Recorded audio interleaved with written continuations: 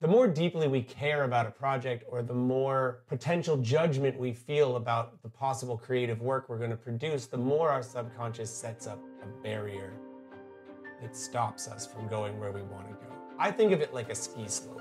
The smooth, groomed part in the middle is our habits. That's the easy place to just keep going, do the laundry, clean the house, go to work, check off the easy boxes. But if you want to go out into the new territory where you explore or create something new, there's these berms.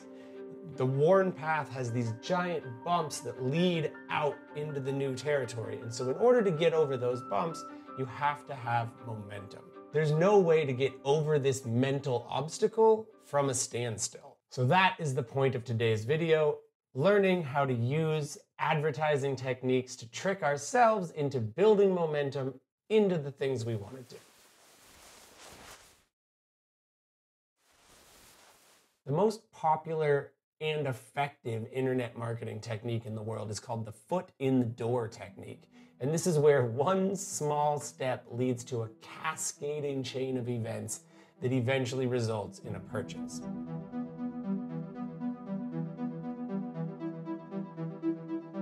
Here's how it works. You're cruising around the internet on a Tuesday afternoon looking for a nice new pancake flipper, and you see a banner ad that says, "Answer our survey for a free sock puppet."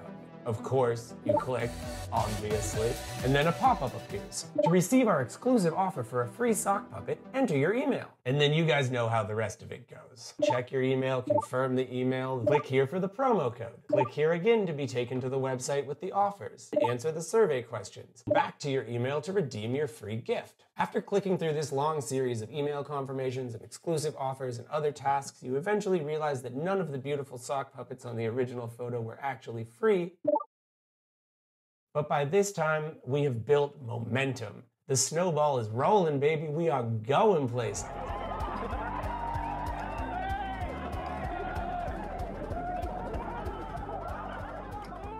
Due to the sunk cost fallacy, we don't want to think that we just spent 15 minutes on the internet going down a rabbit hole for absolutely nothing, so we begin to subconsciously justify what's going on.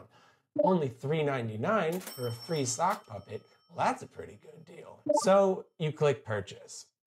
Input all of your personal information, then comes shipping costs, then input your credit card information, then comes taxes, then final confirmation plus fees, whatever those are. And there it is. Final total, $12.43 for a free sock puppet. This is where we usually pause for a moment. We know subconsciously somewhere that we've been tricked, but we don't want to admit that we've now spent 23 minutes in an internet rabbit hole and probably signed ourselves up for an unlimited amount of sock puppet spam. So our subconscious decides it's easier to believe that this is a good deal than it is to believe that we got tricked.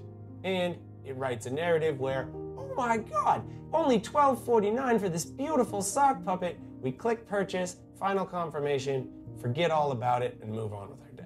Now in marketing, this is a bit of a dirty trick, but it employs really effective and useful psychological tools that we can turn inward and use to manipulate ourselves into doing the things that we need to and want to do. If you have something you've been procrastinating on, or possibly you're procrastinating on right this minute watching this video, here's what I want you to do. Get out a piece of paper and make a list. The goal of this list is to do the very first thing in your project. That is the last end step of the list. Write down at the top of the list, Onramp List, to get to, enter your project name here. Number 1, get out paper to create Onramp List. Well, look, you're already moving.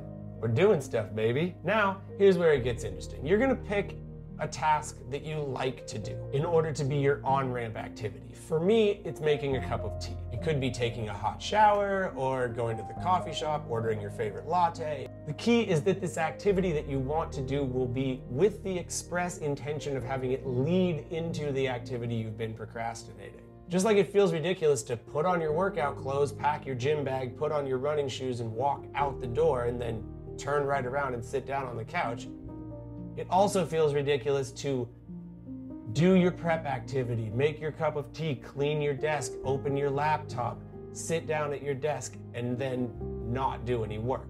your body ends up falling into the momentum trap, and before you know it, you're doing the thing that you've been putting off. The idea with this list is to make the steps comically small. Tiny, tiny, tiny steps that move forward through an activity you enjoy doing into the activity that you're procrastinating. My list for starting to write the script for this video had the goal of typing the words script draft 1, and it went like this. Put the kettle on. While the water is heating up, organize desk area. Pour a cup of tea, sit down at desk. Open computer, open Notion. Create new Notion page in video database. Write title on new Notion page. Take first sip of tea. Type script draft 1. Through doing a long series of small tasks, we lead ourselves into this momentum that gets us over the berm, off the smooth, skied, groomed path of habits, and into the land where we're doing something new. What is so magical about this method is that if you begin to use the same thing continuously, I've been using the cup of tea for several months now, and if you do it over and over again, it begins to be a trigger for your brain. And now, as soon as I put the kettle on and I pour that cup of tea, my brain's already in. It's already focusing on work, moving forward. As soon as I click that button down on the kettle, my brain starts thinking, what am I gonna do? What's the project? How's it gonna be organized? And by the time I actually have the cup of tea and it's cooled and I take the first sip, I am in motion, getting to work. My body understands this habit now. It's become a self-fulfilling prophecy every time I do it. After that, I use a series of sprints and recoveries, which if you guys want me to make a video about that, please tell me in the comments and I'll do it for you. It's a really interesting method where you maintain energy over long periods of time by doing small things and forcing yourself to rest while you still have energy to keep going so that you don't wear yourself out. If you guys thought this was interesting, hit that like or subscribe or whatever. You do what you do. See you in the next one.